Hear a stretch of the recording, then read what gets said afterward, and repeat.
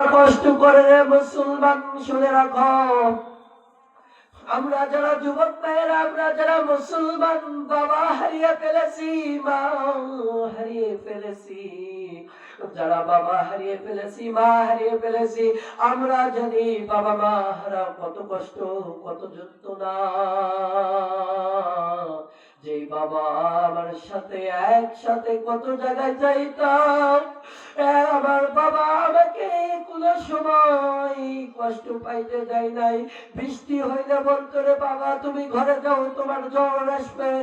রোদে গেলে বলে, বাবা তুমি ঘরে যাও, তোমার চেহারা খারাপ হয়ে যাবে। কিন্তু ওই বাবা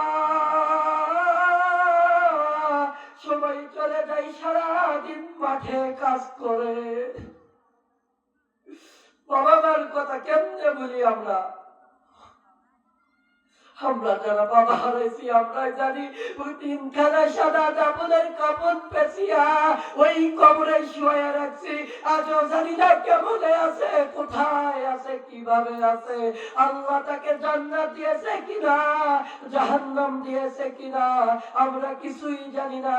ও বাবা তুমি কেমন আছো, কিছুই খবর জানি না। প্রতিটি মা এত কষ্ট করে, প্রতিটি মা যখন সন্তান গর্ভে থাকে, তখন সন্তান যখন গর্ভে থাকে, প্রতিটি সন্তান ৪,৫০০ বার মায়ের পেটে লাথি মারে। কয়বার? ৪,৫০০ বার। এই লাঠিটি যদি কোনো বাবার পেটে মারা হইতো, তাহলে মনে করেন ওই বাবার সঙ্গে সঙ্গী কলিজা ফাটে মারা যাইতো। মা কতটা যন্ত্রণা সহ্য করেন, 10 মাস 10 দিন মায়ের সাথে করে তুলনা হয় না। মা তুমি কেমন আছো ছোট্ট মাটির ঘরে, মা গো মা, ও মা গো মা, তোমার কথাই দয় বাজে পড়ছে বারে বারে, মা গো মা, ও মা গো মা, তুমি যে কোথায় গেলে এই অদমরে ছেড়ে, তোমার কথা ভুলিতে পারি নাই অধমরে। যার বাবা নাই, বাপজান মা নাই, আমরাই বুঝি বাবা মা হারা কত কষ্ট। বাবা মা ইবাদত সব থেকে 3টি ইবাদতের ভিতর বড় ইবাদত। বাবা মার ইবাদত জিহাদের সাথে তুলনা। বাবা মাকে যদি না খুশি করতে পারি, রাসূলকে খুশি করতে পারবেন না। রাসূলকে যদি না খুশি করতে পারেন, আল্লাহকে খুশি করতে পারবেন না। রাসূলের সুন্নাত মানতে হলে, রাসূলের আদর্শ মানতে হলে বাবা মার ইবাদত করা লাগবে। আজকে বাংলার জমিনে এমন কিছু কলঙ্কার সন্তান আছে, তারা বাবাকে মা, বাবার গায়ে পর্যন্ত হাত তুলে। আমি বলি, তুমি যে বাবার গায়ে হাত তুলেছো, তোমার এত বড় স্পর্ধা কে দিয়েছে? তুমি যে মায়ের গায়ে হাত তুলেছো, মাকে বকা দিয়েছে, এত বড় স্পর্ধা কে দিয়েছে?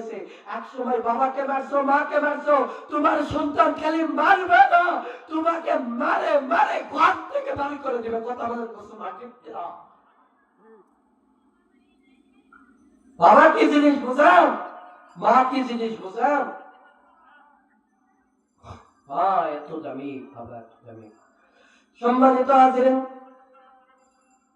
আমি বলছিলাম যে সব থেকে বেশি জিহাদ করার আগে বাবাকে ভালোবাসতে লাগবে, মাকে ভালোবাসতে লাগবে। মা এত দয়ালু, মা এত দয়ালু। সন্তান যদি কোথাও যায়, মা বলে, আমি আমার সন্তান না আসা পর্যন্ত ওই সন্তান, মা ঘুমায় না। সম্মানিত হাজির, আপনাদেরকে কয়টা বিষয় বলছিলাম আলোচনা করবো, 2টা।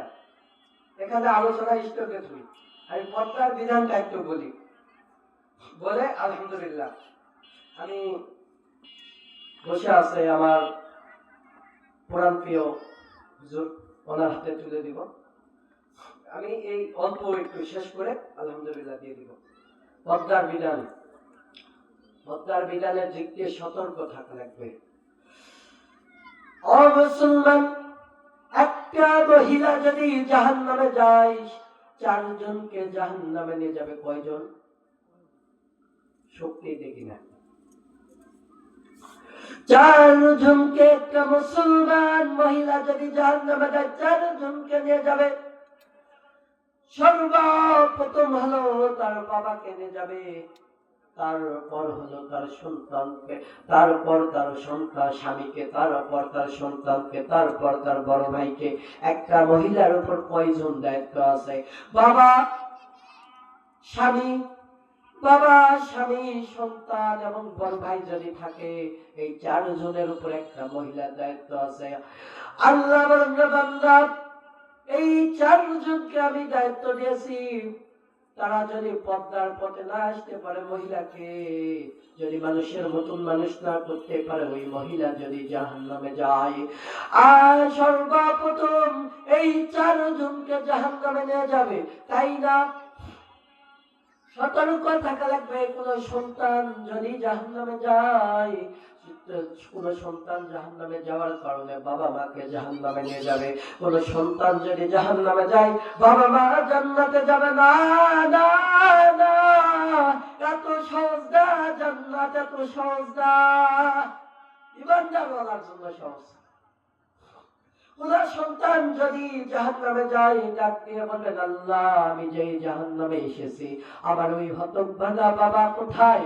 ওই হতভাগা বাবা কোথায়? ওই বাবা চাইলে আমাকে শাসন করতে পারতো, আমি চোখের জিনা করতাম না। ওই বাবা চাইলে আমাকে শাসন করতে পারতো, আমি কোনো মহিলার দিকে তাকাইতাম না। ওই বাবা মা আমাকে চাইলে শাসন করতে পারতো, আমি কোনো গান বাজনার অনুষ্ঠানে যাইতাম না। ওই বাবা মা আমাকে চাইলে শাসন করতে পারতো, আমি কোনো দুনিয়ার পিছে ঘুরতাম না, আমি আল্লাহর পিছে ঘুরতাম। দুনিয়াতে যাই কোন জায়গায় এমন খারাপ কাজ করতাম না। ওই বাবা মা চাইলে আমাকে শাসন করতে পারতো, আমি দুনিয়ার মানুষের টাকা মেরে খাইতাম না, মানুষকে ধোঁকা দিতাম না, হারাম খাইতাম না। সব কিছু জানার পর ওই বাবা চুপচাপ ছিল। ও আল্লাহ, ওই বাবাকে ওই আগে আমার সাথে জাহান্নামে দাও, তারপর আমি জাহান্নামে দিব। দেখছেন, এই দুনিয়ার অল্প সময় আমাদের মাঝে, এই দুনিয়া থেকে চলে যাব মানে আমার সব শেষ। এই দুনিয়ার সময় খুবই সংকীর্ণ। দুনিয়ার সফর শেষ, পরকালের জিন্দেগি শুরু। এই অল্প সময় পায় ওমা মিন দাব্বাতিন ফিল আরদি ইল্লা আলাল্লাহি রিজকুহা ওয়া কুল্লুম ফি ফালাকিন ইয়াসবাহুন। আল্লাহ কি তোমাকে রিজিক দেয় নাই? আল্লাহ কি তোমাকে ঘরবাড়ি দেয় নাই? আল্লাহ কি তোমাকে সবকিছু দেয় নাই? কাউকে বানাইছে ধনী, কাউকে বানাইছে গরিব। আল্লাহর নীলা খেলা পূজা বড় দায়। বলেন ঠিক কিনা? আল্লাহর কি নীলা খেলা পূজা বড় দায়।